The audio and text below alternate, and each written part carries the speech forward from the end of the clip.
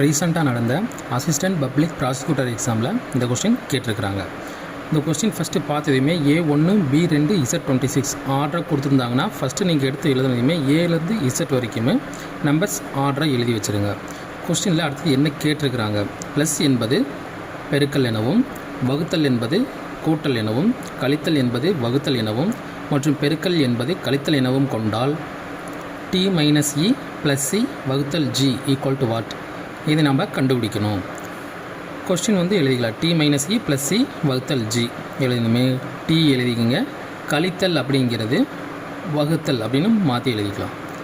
கூட்டல் அப்படிங்கிறது பெருக்கல்னு மாற்றி எழுதிட்டு வகுத்தல் அப்படிங்கிறது கூட்டல் அப்படின்னு மாற்றி எழுதியாச்சு.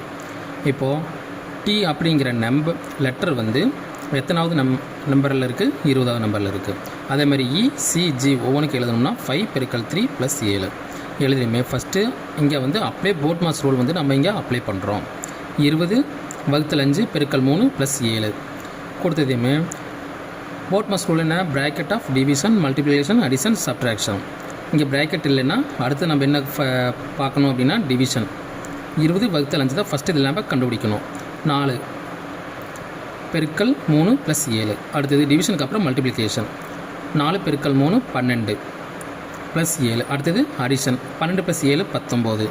19ங்கிற நம்பர் எந்த லெட்டரில் இருக்குது? எஸ்ஸுங்கிற லெட்டரில் தான் இருக்குது. அப்போ ஆன்சர் எஸ். இந்த கொஸ்டின் நல்லா ரீசனிங்கில் கேட்குறாங்க. இது வெரி ஈஸி கொஸ்டின். பார்த்ததையுமே நம்ம டக்குன்னு எழுதிடலாம். இந்த மாதிரி A1 B2 Z26 அப்படின்னா கொஸ்டின் கொடுத்ததையுமே நீங்கள் படிக்கிற டைமில் இந்த மாதிரி கொஸ்டின் கேட்டாங்கன்னா ஏலேருந்து இசட் வரைக்கும் நம்பர்ஸ் ஃபஸ்ட்டு எழுதி வச்சுங்க. எழுதி வச்சிங்கன்னா உங்களுக்கு டைம் ரொம்ப சேவ் ஆகும்.